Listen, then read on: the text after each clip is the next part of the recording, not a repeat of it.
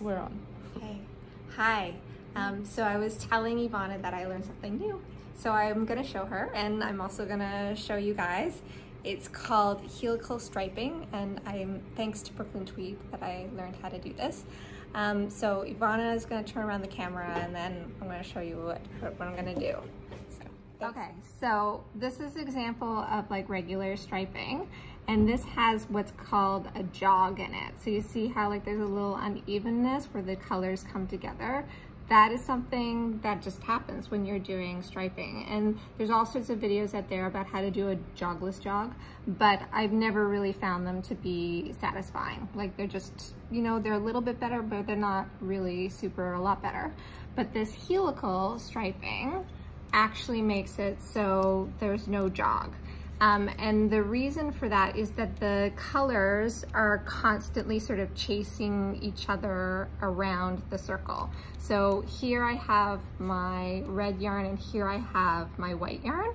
So normally when I'm striping, I would like take this white yarn and I would like knit all the way to where the red is and then pick up the red and go all the way around. And the start of the white and the start of the red would always be at the same point. But for this method, I stop before I actually get to where the two colors are parallel, and I just continue with the red. Can you see this, Iwona? Yes, I do. Okay, so I'm gonna just keep knitting with this red. So exciting.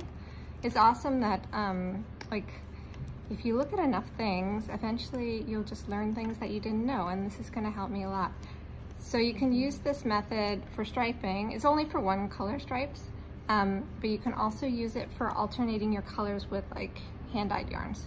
So my white's over here, so I'm gonna do one more needle's worth with the red. So you knit 3 needles, like on setup of 4 needles. You're gonna knit 3 needles with one color, and then you're gonna...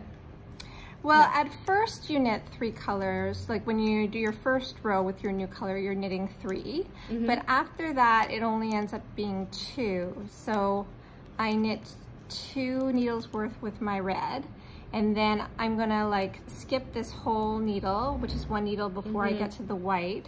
And then I'm going to just go where the white is, and start knitting with the white. And you're gonna knit 2 needles. And I'm gonna end up knitting 2 needles, because I wanna be 1 needle away from where the red starts. So once I get through this needle, I'll be knitting this needle, but I won't knit this needle because that's where my red is. So after that, I do end up doing 2 and 2. So it's a little bit of like remembering to do that. But it's totally worth it. So exciting. Yeah, it's really cool. Thanks, guys.